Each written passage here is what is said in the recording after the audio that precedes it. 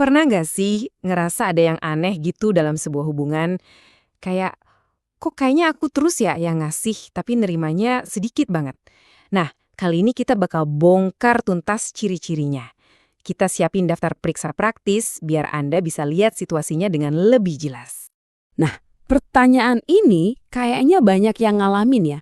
Kita selalu ada buat mereka, tapi pas kita lagi butuh, mereka ngilang gitu aja. Kalau Anda sering banget ngerasain ini, yuk kita cari tahu bareng-bareng. Kenapa sih bisa begini dan apa aja tanda-tandanya? Jadi, pertanyaannya, kenapa sih kita bisa kejebak di situasi kayak gini? Ironisnya, ini tuh bukan karena kita lemah loh, justru sebaliknya. Ini karena kekuatan kita, kebaikan hati kita. Nah, ayo kita bedah lebih dalam apa yang disebut jebakan kebaikan ini dan dua alasan utama kenapa orang baik sering banget dimanfaatin.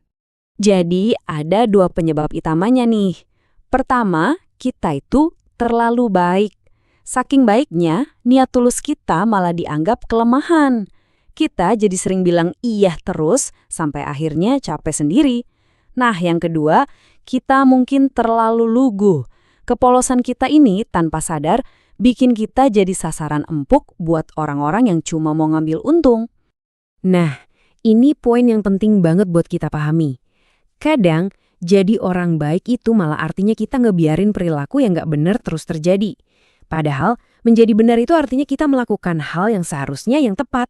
Meskipun mungkin rasanya nggak enak atau sulit, tapi ini demi kesehatan kita dan hubungan itu sendiri dalam jangka panjang. Ini persis kayak pepatah kan? Obat paling manjur itu seringnya yang paling pahit. Iya, sama kayak kebenaran. Ngomongin atau dengerin hal yang benar itu mungkin awalnya bikin nggak nyaman. Tapi jujur aja, justru itu yang kita butuhin buat nyembuhin hubungan yang udah nggak sehat. Oke, sekarang kita masuk ke bagian intinya nih. Daftar periksa praktis yang bisa langsung Anda pakai. Yuk kita lihat 3 tanda peringatan utama yang bisa jadi sinyal kalau hubungan Anda udah mulai berat sebelah. Gampang kok, ingat aja 3 hal ini. 1, mereka muncul cuma pas lagi butuh. 2, mintanya banyak, ngasihnya nggak ada.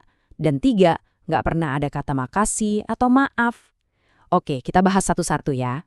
Wah, ini sih pola klasik banget. Coba deh perhatiin, pas mereka lagi ada masalah, butuh bantuan, Anda pasti jadi orang pertama yang dicari. Tapi, begitu urusan mereka kelar, ya udah, hubungan sama Anda juga kelar. Komunikasi itu cuma satu arah, isinya cuma tentang kebutuhan mereka, bukan hubungan yang tulus. Coba deh kita lihat grafiknya. Kalau Anda ngerasa ngasih 90% energi, waktu, bahkan mungkin materi, sementara mereka cuma ngasih 10%. Wah, ini udah red flag banget. Hubungan yang sehat itu harusnya seimbang, kayak mitra, bukan jalan tol satu arah di mana cuma Anda yang bayar. Nah, ini nih contoh nyatanya.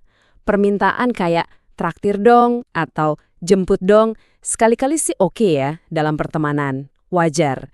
Tapi kalau ini jadi kebiasaan dan nggak pernah ada gantinya, artinya Anda itu bukan lagi dianggap teman, tapi fasilitas umum. Ingat ya, 1:1 itu adil. Tapi kalau cuma 1:0, wah itu namanya eksploitasi. Oke, tanda ketiga ini, jujur, mungkin ini yang paling nyesek. Mereka itu bukan cuma ngambil, tapi sikapnya seolah-olah itu emang hak mereka. Nggak ada tuh ucapan terima kasih, karena di kepala mereka, Anda itu emang wajib ngelakuin itu buat mereka. Coba diperhatiin baik-baik, mereka nggak pernah minta maaf kalau salah. Nggak pernah bilang makasih kalau dibantuin. Udah dikasih, malah minta lagi. Nah, ini tanda yang jelas banget kalau mereka itu nggak menghargai Anda sebagai manusia, tapi cuma menghargai apa yang bisa Anda kasih. Oke, setelah kita bisa ngenalin masalahnya, pertanyaan selanjutnya kan, terus harus gimana? Nah, sekarang kita lihat beberapa kondisi penting kapan sebaiknya kita ambil jarak. Ini bukan buat musuhan, tapi demi kebaikan diri kita sendiri. Ada 3 kondisi nih yang perlu diwaspadai.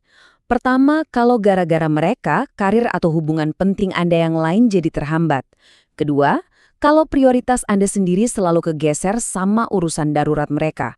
Dan yang ketiga, ini paling kelihatan, kalau duit atau barang Anda terus-terusan kepake buat mereka. Hati-hati. Tapi, tunggu dulu. Tujuannya ini bukan buat bikin kita jadi sinis atau nutup diri dari semua orang ya. Justru sebaliknya, tujuannya adalah supaya kita bisa nyari hubungan yang jauh lebih sehat. Ada loh konsep yang bagus banget namanya simbiosis mutualisme. Nah, inilah yang harusnya jadi tujuan kita.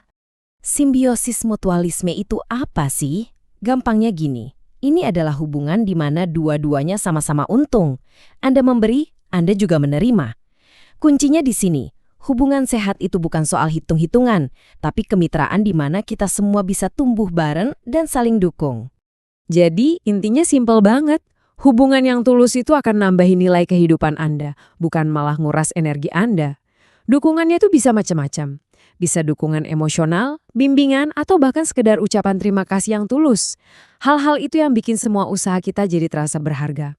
Pokoknya, ini tentang saling memberi dan menerima, bukan cuma satu pihak yang ngambil terus. Nah, setelah kita bahas semua ini, ada satu pertanyaan terakhir buat Anda renungkan. Hubungan yang mana nih di hidup Anda yang kayaknya perlu dilihat lagi baik-baik? Pakai daftar periksa yang tadi bukan buat ngejudge orang ya, tapi sebagai alat buat melindungi energi dan kebaikan hati Anda yang berharga itu.